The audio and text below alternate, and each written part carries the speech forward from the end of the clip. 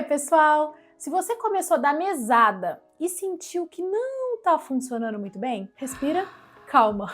Isso não significa que você estragou tudo. Significa que talvez seja a hora de ajustar o percurso. A mesada, gente, ela é uma ferramenta e como toda ferramenta, ela exige ajustes, afinação de vez em quando. Hoje eu vou te mostrar como identificar os sinais de que é preciso rever o processo da mesada e como fazer isso sem atrapalhar tudo, sem perder o que você já conquistou e sem perder o vínculo com seu filho. Então, vem comigo!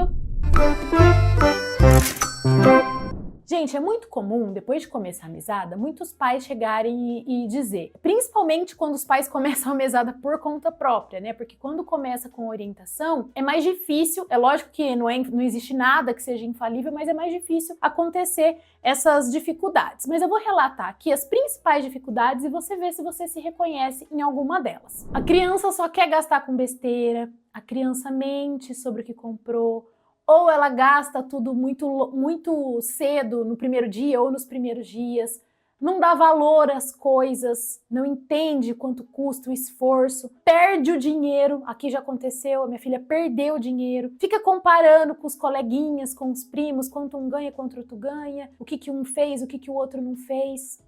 Já passou por alguma dessas situações aí? Se você ainda não passou, esse vídeo é essencial porque vai te ajudar a não passar por isso e quando acontecer você já vai estar preparado. E se você já passou, esse é um guia sobre comecei a mesada e acho que errei. E agora? Vamos falar então sobre isso. Bom, gente, primeira coisa, essas situações são comuns e são, como todo desafio, oportunidade de aprendizado. Só que assim, sem preparo, os adultos acabam, como vocês já viram aí nos outros vídeos, esse é o nosso último vídeo da série sobre mesada, os adultos acabam apelando para punição, para chantagem. Então a gente precisa ter os conceitos dessa ferramenta da mesada muito bem interiorizados e compreendidos por nós como adultos para a gente poder atuar quando algum problema acontecer. Primeira orientação, antes de suspender, eu vou suspender sua mesada porque você não valoriza nada. Você precisa fazer um exercício de reflexão consigo mesmo, autorreflexão, você como adulto. O que meu filho precisa aprender? Por que ele está agindo dessa forma? O que será que está faltando ele aprender?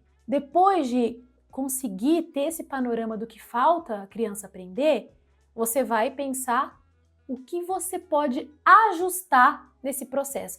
Qual o meu papel? O que eu posso fazer para ajudar? O que eu posso ajustar aqui disso que está acontecendo? O que é passível de ajuste? E aqui eu vou deixar para vocês 4 estratégias para você repensar a condução da mesada. A primeira delas, quando você vê que a criança não está valorizando, quando você vê que está ficando algo meio perdido, registrar. Junto com a criança, você vai registrar os gastos, os objetivos, as metas e ajudar a criança a visualizar para onde o dinheiro está vindo e para que esse dinheiro está servindo. Segunda dica, usar histórias ou personagens para conduzir os diálogos. Você vai falar sobre escolhas e não só sobre dinheiro. E aqui vai ficar batido, porque em todo vídeo eu falo, né? Mas o livro Minha Mesada Pode Mais, ele vai te ajudar demais, porque a própria personagem vive esses dilemas que são comuns à mesada. De não querer esperar, de não saber traçar as metas e objetivos, definir junto com os pais estratégias, de querer e não poder, de lidar com frustrações, de lidar com sentimentos, com tudo isso que acontece. Então utilize histórias e livros, essa é a segunda dica. A terceira, se você perceber que está ficando sem propósito ou que você errou a mão, pode reduzir sim o valor temporariamente ou espaçar. Ó, a gente estava semanada, agora a gente vai fazer de maneira esporádica para a gente poder sentar juntos. Durante toda a semana eu não estava conseguindo, a gente não estava tendo esse ritual, a gente vai fazer de maneira esporádica e depois vai retomar o que era. Não tem problema dar um pequeno passo atrás. Inclusive, quando alguma coisa sai dos trilhos, é melhor que você dê um passo atrás assim que você perceba do que você percorrer todo um caminho errado e depois tentar ajustar. Fica muito mais difícil. E aí o cuidado que tem que ter quando você resolver ou reduzir o valor, ou mudar a periodicidade, ou até suspender, você não vai subestimar a experiência. Você vai encarar como uma parte do processo. É comum ter que voltar atrás na vida e tratar isso com naturalidade, não como uma punição para a criança. Você pode dizer claramente, ó, agora a gente vai voltar uma etapa, pra gente poder, porque ficou coisas lá sem aprender, a gente vai voltar lá para aprender melhor e depois a gente caminha. E a quarta dica,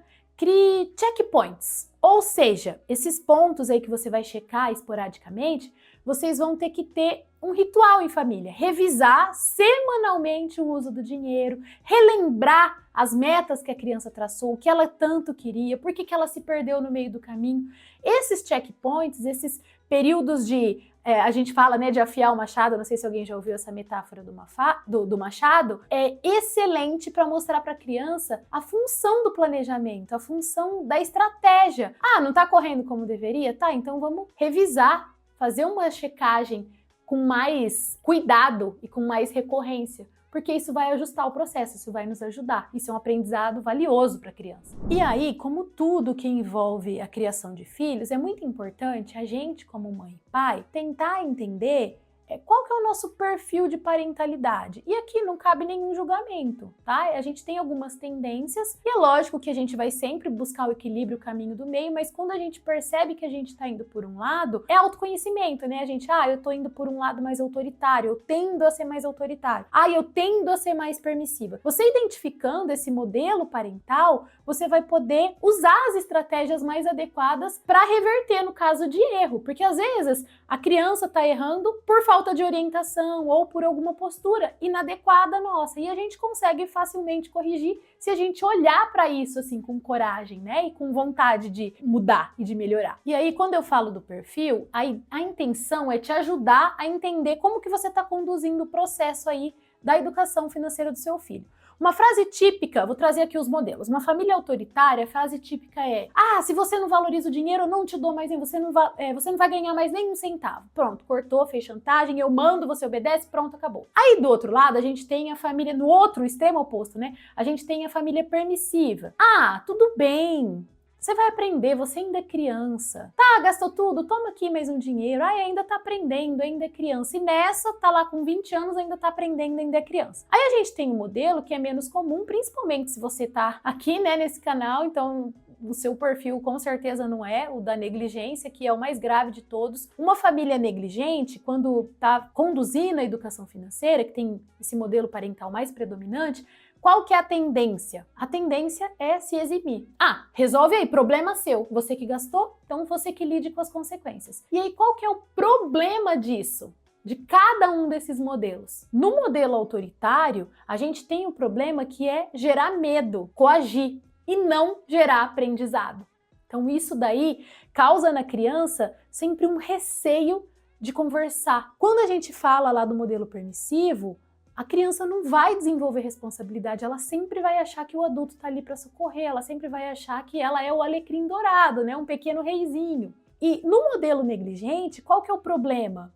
Você simplesmente abandona o processo educativo e deixa a criança à própria sorte. Qual que é a nossa proposta e a nossa intenção, a nossa tentativa? Eu, como mãe, estou sempre buscando, né? Que é um modelo de uma família equilibrada. E qual seria aí um exemplo de uma frase típica de uma família que atua na educação financeira da criança de uma forma mais equilibrada? Uma frase típica pode ser: acho que aqui a gente passou do ponto, a gente errou, vamos conversar, entender aonde que deu errado, o que deu errado e pensar juntos num novo jeito. Você reconhece o erro, nomeia o erro, envolve a criança no processo e se coloca à disposição para resolver e para atuar conjuntamente. Então é um esforço coletivo. E o que isso comunica para sua criança? Promove a reflexão e ensina que quando a gente está falando de uma relação de pais e filhos, a responsabilidade é partilhada. Então, assim, a criança se entende como parte do processo e é convidada à ação, é convidada a tomar uma atitude com a mediação, com o apoio, com todo o cuidado dos pais por trás. Clary, beleza, mas aí como que eu posso, eu percebi nesse vídeo, percebi que a gente errou aqui, como que eu posso conduzir essa conversa? Então vou trazer aqui um modelo para vocês, um exemplo. Bom, filha, a gente começou a mesada e eu percebi que talvez a gente tenha ido rápido demais. Isso não vai diminuir o seu valor. Errar faz parte de aprender. A gente vai ajustar isso juntos, porque a mesada é um aprendizado. Não precisa ser perfeito desde o começo. Você diz para a criança que houve um erro, mas explica ao mesmo tempo que errar é normal e faz parte do processo e que aprender envolve errar. Você naturaliza os erros e naturaliza, dá ferramentas para a criança para que ela entenda que o erro faz parte e possa lidar com ele. Então, quando a gente precisa dar um passo atrás, quando a gente precisa fazer um ajuste, a gente tem uma oportunidade incrível. Voltar atrás precisa ser tratado como um ajuste, não como uma punição ou como o fim do mundo. Que isso daí vai ensinar a criança que errar não anula o vínculo que ela tem com você. Ela pode errar, tá permitido errar. O que não é permitido é persistir no erro. A partir do momento em que a gente identifica um erro, a gente precisa tomar as atitudes necessárias para poder reverter. E o que a gente está ensinando quando faz isso? Ensina a ser flexível, a escutar, a promover a reparação quando a gente erra, e essas habilidades são fundamentais para a vida e para cuidar do dinheiro. Bom, eu vou trazer aqui para vocês agora um tutorial de quando e como voltar atrás. Então vamos lá. Clare, quais são as situações que indicam que é hora da gente revisar, da gente mudar? Bom, quando a criança mente ou esconde compras, quando a criança fica ansiosa, não dorme pensando no que vai comprar ou arrependida por uma compra que fez, quando a criança começa a usar o dinheiro para manipular colegas ou para querer barganhar alguma coisa com alguém, quando a criança gasta tudo e pede mais sem refletir. Então, todos esses comportamentos são indícios de que deu ruim e que você precisa dar um passo atrás, tá? Como que você vai conduzir? Você vai explicar por que a mesada vai ser revista, mas sem fazer acusação. Então, vamos lá. Uma forma de fazer isso é propor um novo formato. Valor menor, menos frequência, mais acompanhamento. Outra forma é dando previsibilidade. A gente vai testar um novo jeito por um mês. A criança já sabe que aquele é o período para ajustes. E a criança, se ela se envolver no processo, ela vai entendendo que esse é um prazo para ela poder aprender melhor, se desenvolver melhor. E ela vai participar mais ativamente do processo. E o mais importante disso tudo é manter sempre o canal aberto. Você vai revisar junto com a criança, não é de cima para baixo. Você vai fazer um ajuste promovendo novos combinados e a criança participando do processo. Por quê? Porque a mesada, gente, não é um evento. Eu venho aqui e te dou um salário. Já fiz um vídeo só sobre isso, né? Que mesada não é salário. A mesada é sobre treinar uma habilidade que vai ser útil na vida inteira, que diz respeito ao uso consciente do dinheiro, à administração. Então, se a criança erra hoje, é porque ela ainda não sabe, e ela é criança. Se você recua, ajusta e acompanha, o que acontece? Ela aprende. Se você finge que nada aconteceu, ou se você briga com a criança, ou se você menospreza esse problema que está acontecendo, a criança não aprende. E você também não aprende como mãe, como pai. Entende a profundidade dessa questão? E não tem fórmula para educar financeiramente. Educação financeira é uma construção. É isso, gente. Se esse vídeo te ajudou, compartilha com quem tá nessa jornada. Deixa aqui nos seus comentários alguma vez que você precisou voltar atrás, ou alguém que você conhece, algum caos, compartilhe causos aqui. Vamos compartilhar experiências nos comentários. E se você tiver alguma dúvida, deixa que a gente vai responder para todo mundo. A ideia é fortalecer a nossa comunidade e levar esse conhecimento sobre a educação financeira infantil cada vez mais longe. Porque a mesada pode ser uma experiência incrível, desde que ela seja conduzida da melhor maneira e que ela tenha um propósito de acontecer. Tenha propósito, tenha paciência, tenha presença e envolvimento dos pais, tá bom? Um beijo e até o próximo vídeo!